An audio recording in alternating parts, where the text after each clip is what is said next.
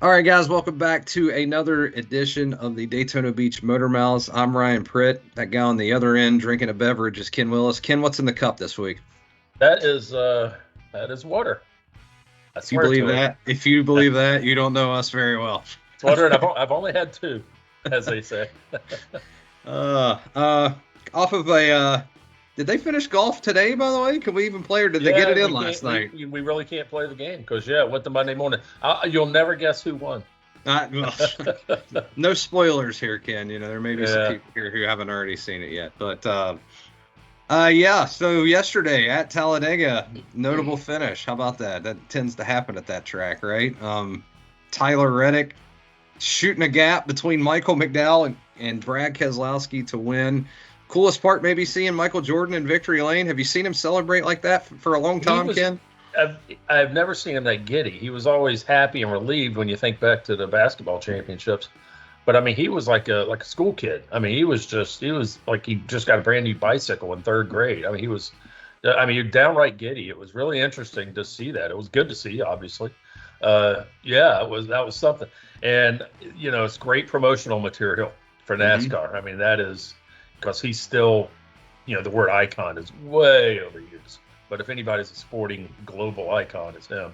Now, Joe DiMaggio is dead, I hear. So, yeah, so that's they should be able to take full advantage of that for marketing purposes if they're smart, and they're fairly smart. So. And he played to the fans a little bit. I don't know if you caught that, but thanking Denny Hamlin for wrecking, that was a nice strategy as well. Yes, it was.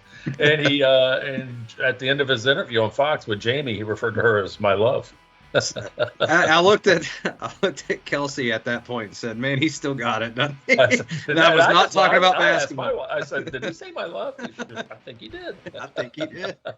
So MJ still got it on many fronts, still smooth, and yeah, we get Tyler Reddick into victory lane. For those of you who watched, it was about a 30-lap shootout to the end, I believe, after three or four Toyotas took themselves out. And by the way, wishing the best to Eric Jones. I told people in my living room that was one of the scarier crashes I had seen in a while. That was rough. But you look at the restart, you got three Toyotas up front, and guys have 30 laps to hang them out to dry, and never did. No one ever moved up, and then when they did, they went to the back. And I don't know, was it surprising to you that who was it? I guess it was Reddick, Truex, and Gibbs that were still left were able to maintain that track position and be there at the end?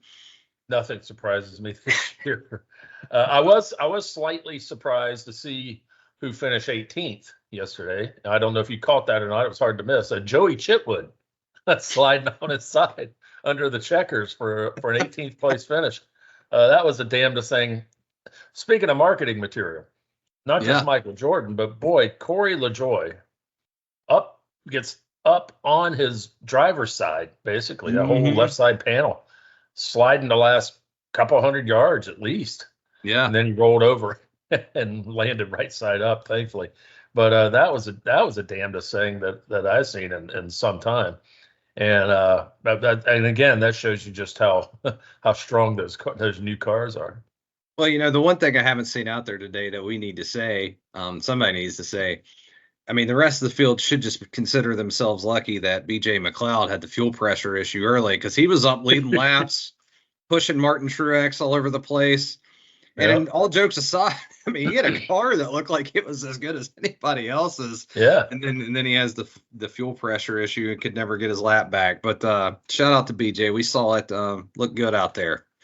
But the one thing you got on Twitter this morning, and again, I'm going to borrow Jeff Gluck's poll here, so credit to Jeff for the poll.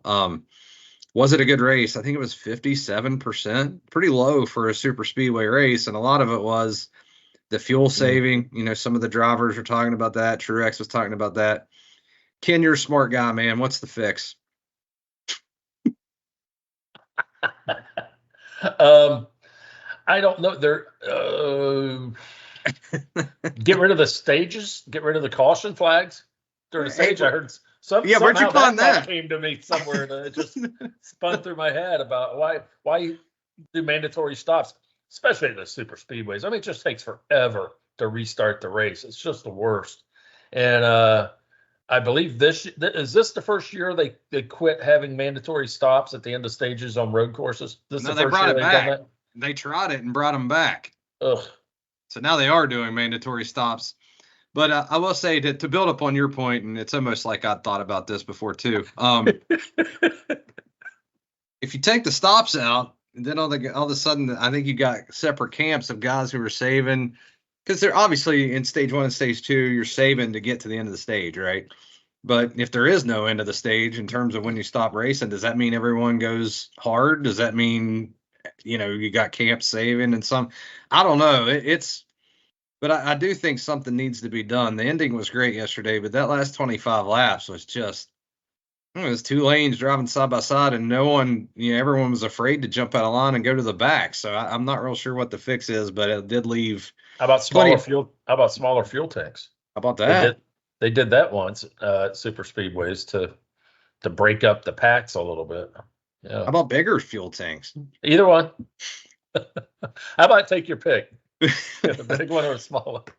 Yeah, I think there are plenty of things on the table. Man, it's hilarious. We're only 10 races into the season. If you look back at all the crap NASCAR's caught for a week-to-week basis. And now my favorite story of the year, we have to hit on this real quick. Pylon Gate. Who knew? Like I said, yeah, we live in an era of disappearing scoring pylons. You're a racing historian and purist. Does that upset you as much as it does Denny Hamlin and some other drivers? It just seems so unnecessary. Yeah. It's why take down a scoring pylon from your infield? It's not blocking anybody's view. I don't think it's ugly, although I can't really recall what it looked like and Texas isn't that old of a track. They took it down at Texas and then at Talladega. Hell, Talladega could conceivably be 50-something years old, and they might deem it an eyesore. But I've been to Talladega. If you're going to start cutting down eyesores, So I don't get it. I don't get it. There's always a reason behind everything. But I don't know. Maybe we'll find out. But this is it hurts the people that are at the racetrack. Because often, I know, when we'd be out on the roof of the garage at Daytona, I like to walk and get an angle. I'd have to walk, about 20 feet from our perch, and I can see the whole pylon and see, what happened to Chase? Where is he? And I go over there and look at pylon and go down, down, down. Oh, he's 17th. You can't do that if you just got that top 5 board up there. TV, you got the rail down the side that's telling you where everybody is at almost any given moment. So yeah, I don't know. I don't know why they would do something else to hurt the in-person experience. It's a small thing, but not small to everybody, obviously. Yeah. The fact that that's a story is hilarious, though. Who would have ever thought? Anyway, let's move on real quick. And as always, you can, of course, go to our website, news-journalonline.com. There's my shameless plug for the week. Hold on, let me write that down. What was that? And you may find a story that mentions this.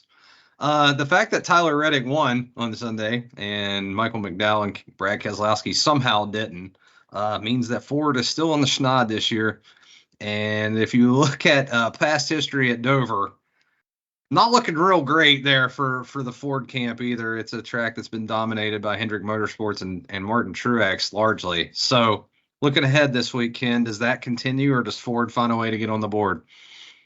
I just don't like their odds when I'm looking at who they've outside. When you take away Blaney and Logano and the last month or so, Buescher hadn't run well for a month, but that just the sheer numbers favor Chevy and Toyota. Then you throw in you got Hendrick and Gibbs, the main draws there. But even their secondary teams are better than most of the Ford teams.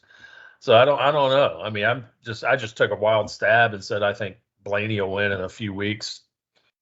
If nowhere else, I could see him having a real shot at Darlington. But God, it can't. No way it goes on past midseason. I wouldn't think. So who do you like this week? Who do I like at Dover? I like. I'm going to go with. Truex at Dover, for no particular reason whatsoever, other than the fact that he's not in a Ford. Well, other than the fact that he's the defending winner of this race, maybe that's it. I don't know. God, I got this intrinsic smartness that just comes up, and I didn't even know that, but I went with Truex. It's crazy. I'm gonna go with Ross Chastain. I like the way he's run there in the last few years, and he's kind of Not quietly, because Ross doesn't do anything quietly, but he's been up at the front here the last couple of weeks and shown some speed. So it's about time he picks one of these off, I think. So Ross, how does concrete handle a watermelon stain and blast? I wonder. It'd be a different kind of smash, I would think. well, we'll have to wait till Sunday to find out, and you'll have to wait till Monday to hear from us again. So that's a perfect segue. I'm Ryan Pritt, the guy in the Kannapolis Intimidators hat. By the way, I love that. That's Ken Willis, and we will see you next week. Thanks, guys.